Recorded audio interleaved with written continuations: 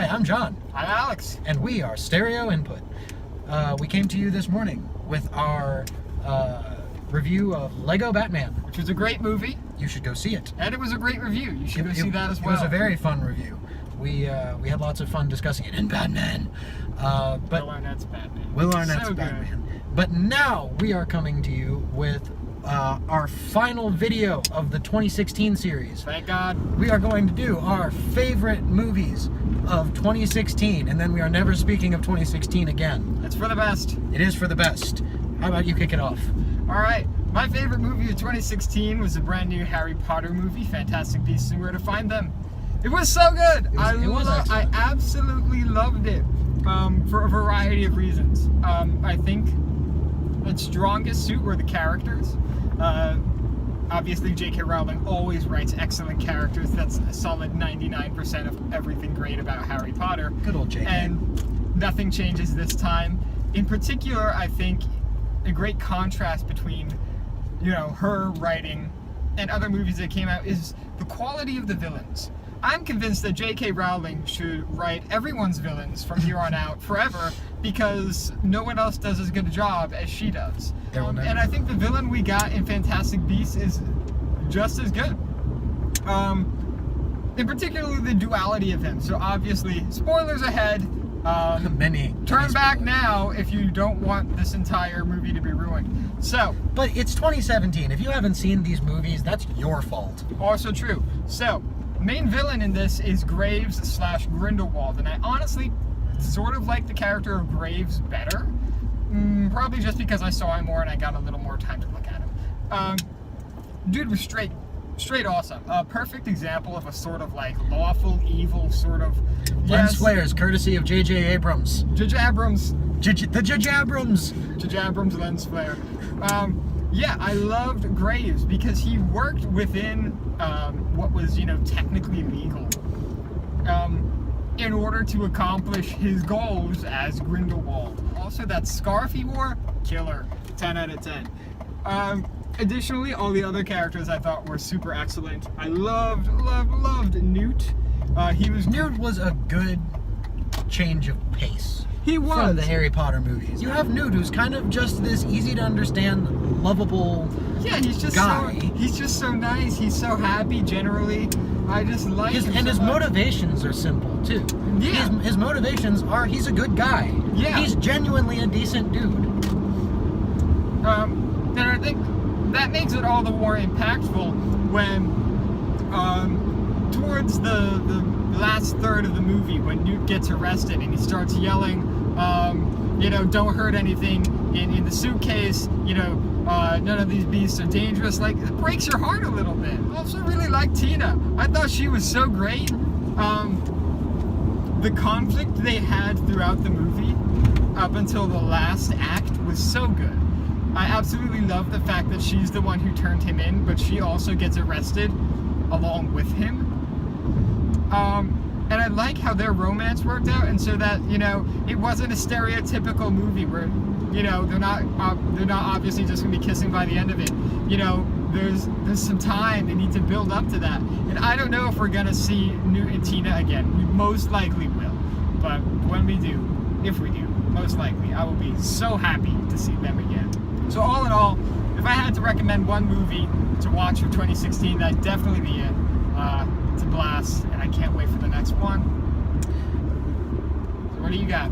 Okay, so the next one's actually kind of a tandem review, because I think it's fair to say that both of us loved the crap out of this movie. This was just a good movie, and for all of you who said it was bad, we are about to just crap all over you. Batman versus Superman. Yes. So good. Bop, bop, so good. I got you. It was just so much fun. There was so much to it, and there was. I will admit I do understand why some people didn't like it, because if you do not have a history with the comic books or with the characters and have no attachment to either of the characters at all, there is no reason to watch that movie. Yeah, exactly. I have a ton of people coming to me and they say they didn't like Batman versus Superman. I asked them why, and they're like, I don't really like Batman, I don't really like Superman. I'm like, well, there's your problem. But if you like Batman and Superman, either of the characters. It doesn't really matter which. You will find something to love in this movie. Yeah, I think what they do really well is they capture a lot of different incarnations of each character in this movie. So Lex Luthor in particular is really contentious. Not a lot of people like Eisenberg's Luthor, and I can understand that. And if someone comes to me and tells me, you know, I just didn't like Eisenberg's Luthor, that's fine. I can't force you to, and that's a valid complaint. But you can't say he wasn't Lex Luthor. Because originally, Lex Luthor was that dude. He had the long hair. He was a mad scientist and not just some random multinationalist corporation owner. He was Jesse Eisenberg. So what we got to see was sort of the OG Lex Luthor, who I firmly believe will turn into the authoritarian bald man we all know and love. I was going to say, I felt like this was actually more like the transformation of Jesse Eisenberg's character into the Lex Luthor that we are all familiar with. Exactly. And if we get, you know, the OG Lex Luthor back in a Superman standalone film or in Justice League 1 or 2, I won't be surprised, and I'll be supremely happy to see him again. Jesse Eisenberg did a phenomenal job with that character. Yeah, he honestly did. He did a great job acting the part he was given, and I think the writers were very bold in writing what they did. And that's why I like this movie. Ultimately, this is a bold movie. This was a movie made by people with balls. They killed Superman. Killed Superman. That takes brass ones. Sure, right there. They're gonna bring him back. Everybody knows that. It doesn't matter. They killed Superman. They killed Superman, and didn't half kill him. No, they killed him. Yeah, exactly. You know, it's not one of those things where you can explain it away by being like, no, he was just injured. He came back. No. He was dead. He got shanked through the heart with a big spear. And so, ultimately, I think this movie was just... It had more impact because it was less predictable. Plus, the Batman vs. Superman fight, that scene was excellent. There was so much good stuff going on so many levels. I think my favorite moment in that entire scene, and I think you're going to agree with me, is throughout the whole fight, Batman is shooting kryptonite grenades at Superman. And he has just shot him with one. But, and he's got Superman up against a wall, and he's punching him. But as he's punching him, the kryptonite wears off. And Superman's jaw gets strong, and he just tenses his jaw and stops Batman's fist in the Hellbat suit. He just stops it. And then you see this look on Batman's face. Was so incredible. It's a look of terror, and it is so good. BVS had the best facial expression acting, honestly, aside from Force Awakens, that I've ever seen. There was you could see in that moment. You could see Batman's face slip into some sheer panic there. And you can also see it a little bit in other parts of the fight, like when they first meet up and Superman just kind of throws him across that little abandoned lot there. Honestly, Bat Affleck was so good. The Batfleck. It was so good. I mean, yes, there are a lot of people complaining about, oh, he kills people. Well, yeah, you know, some versions of Batman kill people, and this is one of them. And honestly, I think that makes it more impactful, again, because what do you think we're going to see in Justice League and probably the solo Batman film? We're probably going to see a most likely non-lethal Batman like we did in Suicide Squad, the guy who jumps into the river to save Harley Quinn and give her CPR. We're probably going to see that guy again, which makes watching this particular Batman so much more impactful because you see how far he's fallen. You see how far he's let his moral compass slip in, you know, pursuit of his goal of justice. And I think that makes him a better fit for this movie. Compare that to both Captain America and Iron Man in Civil War, where both of them are fighting for, at least ostensibly in the beginning, because of the debate as to whether or not these superheroes need regulation. If either one of them kills the other, that's it. Game over. You lose because now your argument is invalid, because if you say, oh, we don't need regulation, and then you kill someone, well, yeah, that's you need problem. regulation. And if you say, oh, we need regulation, and I'm going to kill you for it, then maybe you, Iron Man, need regulation and not Captain America. Compare that to much. this movie where Batman is actively trying to kill Superman. And Superman, just by nature of being Superman, can kill Batman at almost any moment. Many of you don't know this because I know that many of y'all don't probably know as much about the original comic books as we do. But this movie is based on a comic book. There's an alternate universe where Batman really is just he's actually much older than they portray him as being in this movie. They've kind of just folded this alternate universe into the mainstream. Batman has reached the point where he has put these people away too many times. Yeah. He is tired of putting them away and having them break out and kill people and hurt people. And he's like, no, you don't hurt people anymore. You just die. And he is judge, jury, and executioner. That's that. Yeah. And that's the Batman that they somewhat portray in this movie. Exactly. And I love it. I love the no craps given Batman. That is so much fun to me. It makes for a better conflict than Bailman. It was an excellent. Oh, it was an excellent movie. Moving on, my personal favorite movie of 2016. All right. Deadpool. Yes.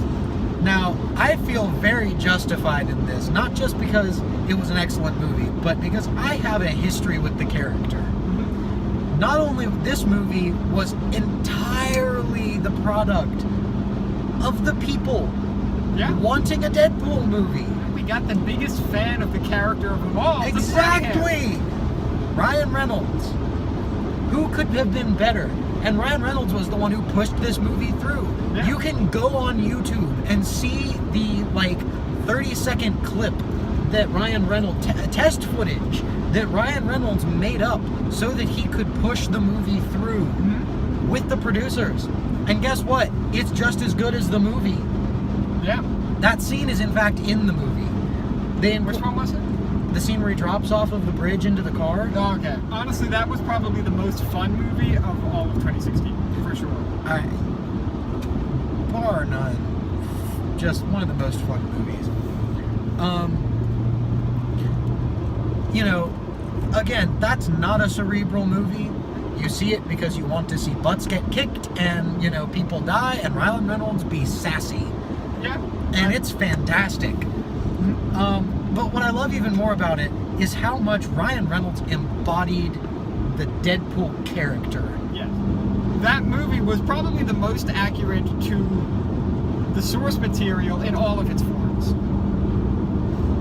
And while, they did take some liberties with the bar and how Deadpool gets his name, who cares? Yeah, one, who cares? And two, it's still thematically very much in keeping with Deadpool. The character is pretty much the living reality of what would Deadpool be like.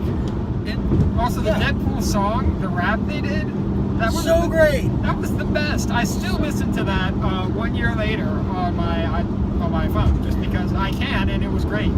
Whenever I feel like listening to something mindless but awesome, listen to that song. Oh yeah, that's definitely top 3. And you know what else I loved? One thing that I was worried about going into that movie is I said, how are they going to do the fourth wall breaks? Because the fourth wall breaks are important to Deadpool's character. But in movies, that can come off as very contrived when you're not putting it in a comic book setting. They did it so well. Let me tell you, my favorite fourth wall break, as someone who works at a movie theater, was the one in the after credit scene where Deadpool tells people to pick up their trash. And let me tell you, I'm reasonably convinced that worked a little bit.